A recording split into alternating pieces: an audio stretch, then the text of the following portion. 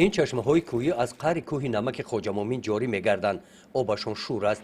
در این کان نمک آب شور منبع استحصال نمک طبیعی استفاده کرده می‌شود. فصل تیرماه آب چشمه‌ها کم نشده است. این امکان می‌دهد که کار در پل‌ها ادامه یافته حاصل نمک افزاید. متخصصان گفتند که با استفاده پلونکه‌ها در پل‌ها تا بارشات برف و باران حتی تا ماه نوامبر و دکامبر این ثروت طبیعی را جمع‌آوری نمودن امکان دارد. این تجربه را در این منطقه تنها جمعیت سهامی کشاده خواجه مومین استفاده می نماید و با چنین طرز کاربری نمک را با صفت بلند و بتلف جمع‌آوری می نمایند.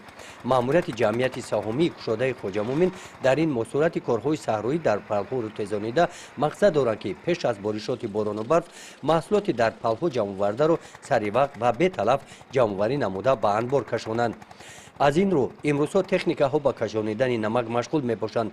15 نفر کارگران به این کار سفربر کرده شدند.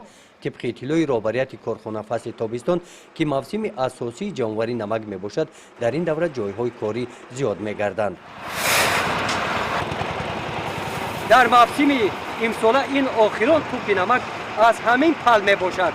در جمعیت سهامی کشاده خواجه مومین این شب و روزها جمع‌آوری حاصل نمک با صورت ادامه دارد. جمعیت سهامی کشاده خواجه مومین در ناحیه وسیع کلانترین کارخانه استحصال نمک میباشد. این توپ کلان نمک در موسم امسال جمع‌آوری کرده شده است.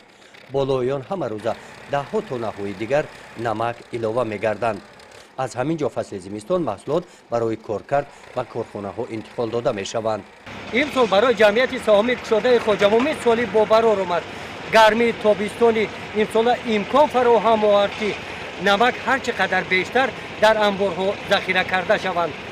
گزارش خواجه نظریف خدای نظر ظهوروف از ناحیه واسه برای برنامه اطلاعاتی نوید